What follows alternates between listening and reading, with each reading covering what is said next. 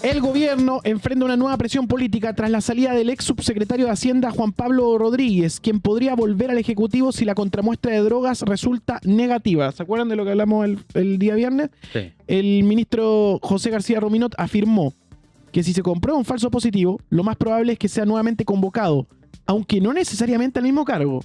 Llamativo.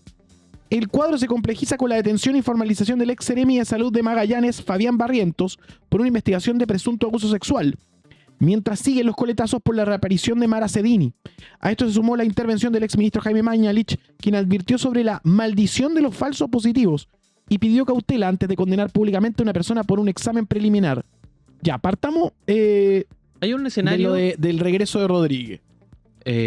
Hay un escenario bien complejo que se está articulando, que es como esta relación del gobierno, y a veces no necesariamente el gobierno, pero sí al menos del mundo de la derecha, de la extrema derecha, que es la relación que tienen cuando ocurren faltas, a cuestiones de probidad que son complejas. Tú en la mañana comentaste bastante esto de lo que ocurrió con el video de Italo Megna, y la relación con el Partido Nacional Libertario. Se ha comentado mucho, y de hecho fue titular en Bio Bio, que habló de la fría reacción del Partido Nacional Libertario frente a lo de Omega, que es como, como que no condena el hecho de burlarse de niños y de la pedofilia, que es lo que ocurrió. Entonces ellos como que finalmente tratan de desmarcarse finalmente de que Italo Megna es una cosa y el Partido Nacional Libertario es otra cosa. Y esa es la aclaración que se hace, y esa es la línea, eso es lo que se bajó por parte del Partido Nacional Libertario. Y en el caso del gobierno, también es curioso, porque escuchaba ayer algunos análisis que en el fondo planteaban que lo mejor para el gobierno era haber sacado al ex subsecretario, más allá de que si existía o no un protocolo de salida. Que fue algo que comentamos, que como que nos llamó la atención que se tomara la decisión sin esperar la contramuestra, para evitar la posibilidad de un falso positivo. Y efectivamente, si uno hace una lectura de los distintos escenarios, imagínate el gobierno dice, ya, vamos a esperar la contramuestra, pero se filtra en los medios el primer resultado. Le queda la escoba al gobierno. Como estuvo como encubriendo.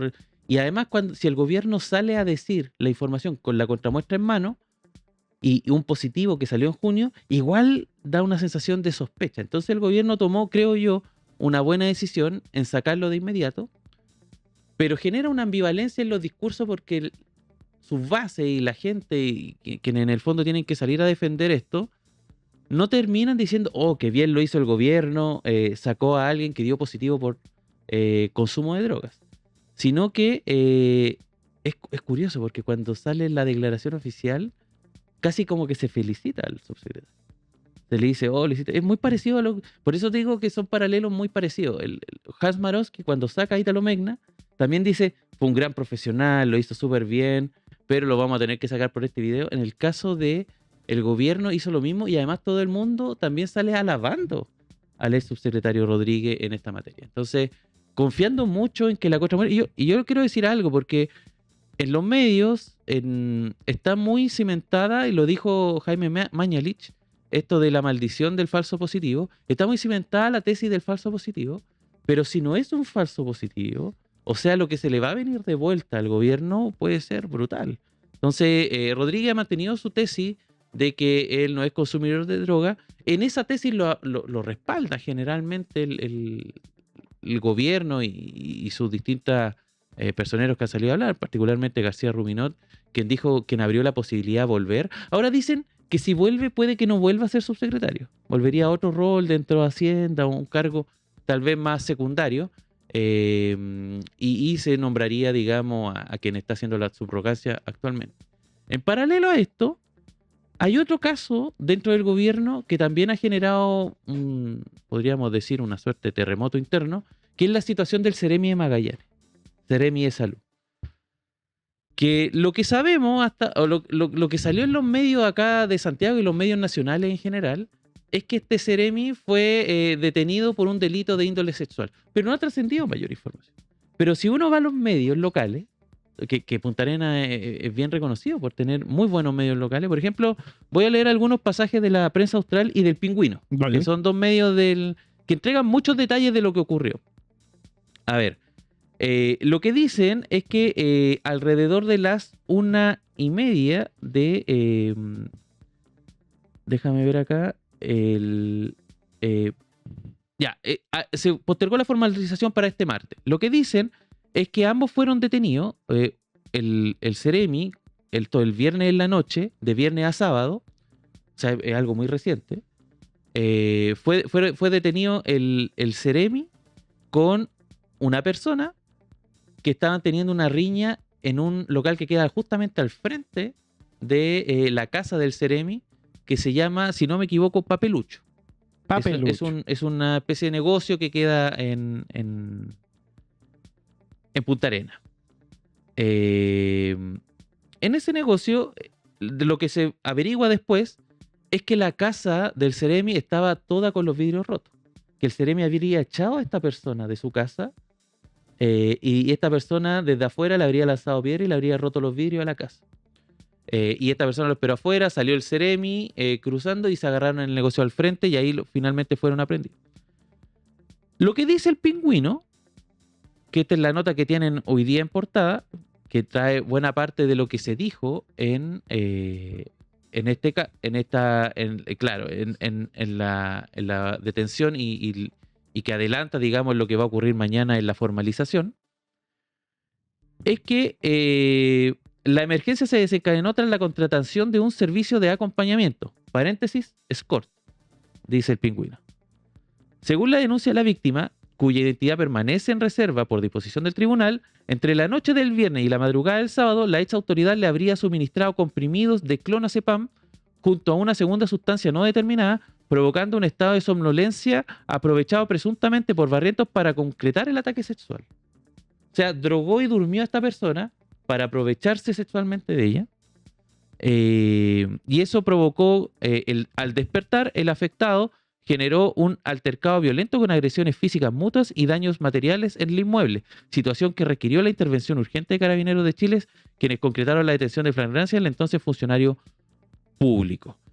Eso es lo que dice esta mañana el Pingüino de Punta Arenas respecto a este hecho, y que también genera, y eso es lo complejo para el gobierno, se está rodeando de casos que finalmente le dan un golpe importante a ese punto de flotación de decir que este gobierno era como el gobierno que iba a combatir la delincuencia, pero lo que está ocurriendo justamente es lo contrario, porque lo que pasa que dentro del gobierno se están detectando cosas que son bastante inusuales, por no decir que rayan en los delitos, pensando que son todos delitos que están en investigación, que están ocurriendo,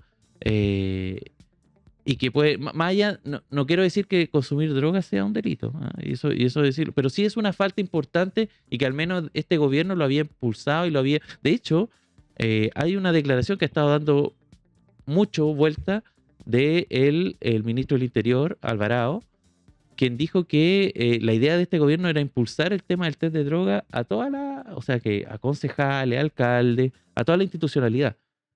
No solamente a diputados, senadores y a miembros del Ejecutivo que se hagan, digamos, este test. Entonces, evidentemente le genera un efecto boomerang, Claro. lo que está ocurriendo. Entonces, y también esto de los delitos de índole sexual, por un lado, lo que está ocurriendo que claramente reviste características de delito en caso de confirmar las denuncias que se han realizado en el Juzgado de Garantía de Punta Arenas respecto a este Ceremi. Pero también lo que ocurrió con el Partido Nacional Libertario, que también son cuestiones de índole sexual graves, mucho más graves, que se revisten de un tono de broma y chiste, pero que evidentemente revisten una cuestión más profunda respecto a cómo miran desde la derecha y desde el oficialismo, desde el mundo de la extrema derecha también, estos temas de índole sexual. Y por eso es curioso que no tengamos hasta ahora un video de Omeña arrepentido. ¿Por qué el Partido Nacional Libertario no condena lo que dijo? ¿Por qué no han salido voces desde el oficialismo, voces republicanas a condenarlo?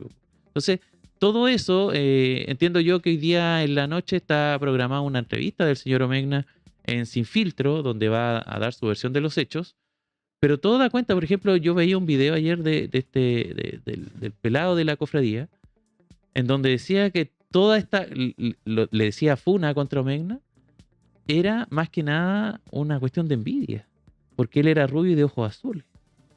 Y eso lo de Kaiser también. O sea, Tenemos el video de Kaiser. Veamos el video de Kaiser. Veámoslo y reaccionamos a la vuelta. Interesante, mira.